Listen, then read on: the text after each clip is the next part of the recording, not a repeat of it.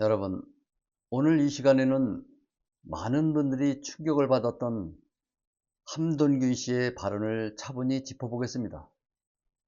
정치는 비판이 필요합니다. 그러나 그 비판에도 기준이 있어야 합니다. 근거 없는 낙인, 과격한 언어, 내부를 적으로 돌리는 방식은 결코 건강한 정치가 아니죠.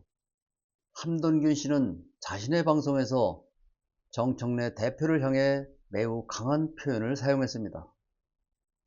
그대로 한번 읽어보겠습니다. 아이고, 제가 이런 말씀까지 드리고 싶진 않지만 이런 정도로 대통령 뒤에다가 칼 꽂고 대통령을 흔드는 이런 놈들이 지금 이 당권을 장악하고 이런 어떤 세상 속에서도 지금 대통령의 연임을 이야기하고 있는데, 실제적으로 대통령이 이 임기를 과연 건강한 방식으로 이것을 유지할 수 있을 것인가에 대한 그런 의문이 들 정도로 대통령을 흔들 수가 있어요.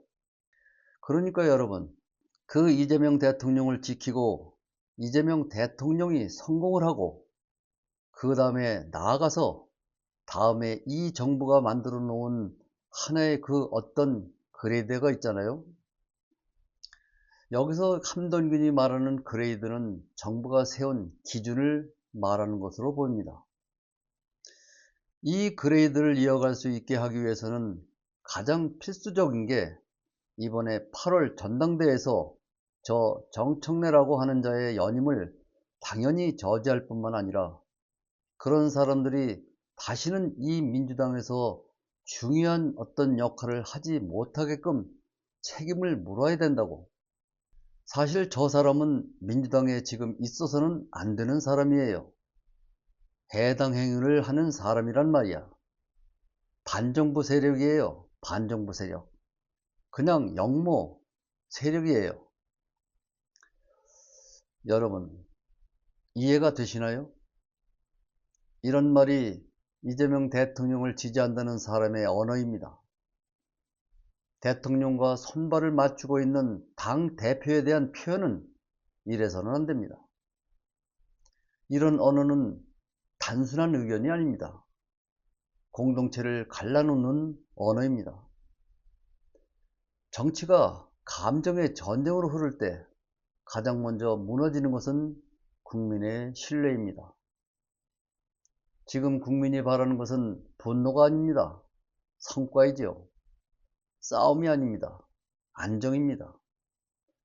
목소리 큰 사람이 아니라 국가를 앞으로 끌고 갈 사람입니다. 이재명 대통령이 지금 해야 할 일도 분명합니다. 민생 회복, 경제 정상화, 외교 균형, 국민 통합입니다. 그런데 당대표를 향해 역모라는 말이 오간다면 국정 동력은 어디로 가겠습니까? 정청래 의원은 민주당 안에서 오랜 기간 당원 주권과 개혁 노선을 강조해온 인물입니다. 찬반은 있을 수 있습니다. 그러나 다른 의견이 있다고 해서 곧바로 적으로 규정하는 순간 정당 민주주의는 멈춥니다. 정당은 군대가 아닙니다. 다양한 생각을 토론하며 더 나은 답을 찾는 공간이지요. 의견 차이를 제거 대상으로 보는 문화는 결국 스스로를 약하게 만듭니다. 더 중요한 문제는 이런 극단적 언어가 반복되면 지지층도 피로해진다는 점입니다. 국민은 늘 싸우는 정치보다 일하는 정치를 선택합니다. 감정적 충성 경쟁보다 실력 있는 국정 운영을 높게 평가합니다. 지금 민주당이 해야 할 일은 명확합니다. 내부 경쟁, 적대 전쟁이 아닙니다. 대통령 성공을 말한다면 민생 성과로 증명해야 합니다. 당대표 선거 역시 비난전이 아니라 비전 경쟁이 되어야 하지요. 8월 전당대회가 다가오고 있습니다. 단언컨대 8월 전당대회 이후 이재명이라는 사람들 힘이 상당히 위축될 것입니다. 이 선거는 누가 더 자극적인 말을 하느냐를 뽑는 자리가 아닙니다. 누가 당을 안정시키고 지방선거를 준비하며 이재명 정부를 성공적으로 뒷받침할 사람이냐를 결정하는 자리입니다. 함돈균 씨 같은 외곽 인사들의 과격한 언어가 당의 미래를 대신 결정하게 두어서는 안 됩니다.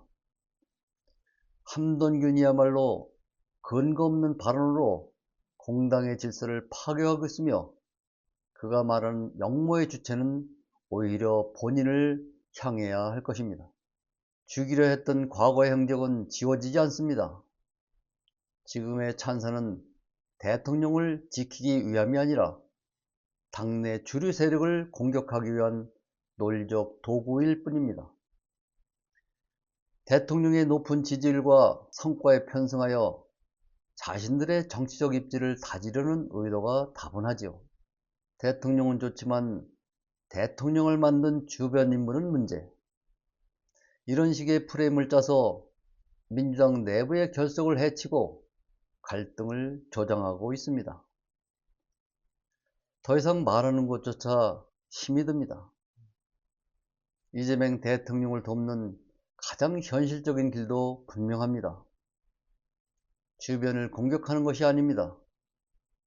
능력 있는 인재를 넓게 쓰고 당내 다양성을 인정하며 국민 앞에 성과를 만드는 것입니다. 국민은 이미 많이 배웠습니다. 누가 진심으로 나라를 걱정하는지, 누가 갈등을 먹고 사는지 구분할 줄도 압니다. 민주당이 더 큰 정당으로 가려면 충성 경쟁을 넘어서야 합니다. 정청래든 다른 누구든 평가 기준은 하나입니다. 누가 더 국가에 도움이 되는가? 누가 더 국민 삶을 바꾸는가? 그 기준 앞에서는 큰 목소리도 과격한 표현도 오래가지 못합니다. 정치는 결국 품격이 이깁니다. 여러분, 오늘은 여기서 마칩니다. 고맙습니다.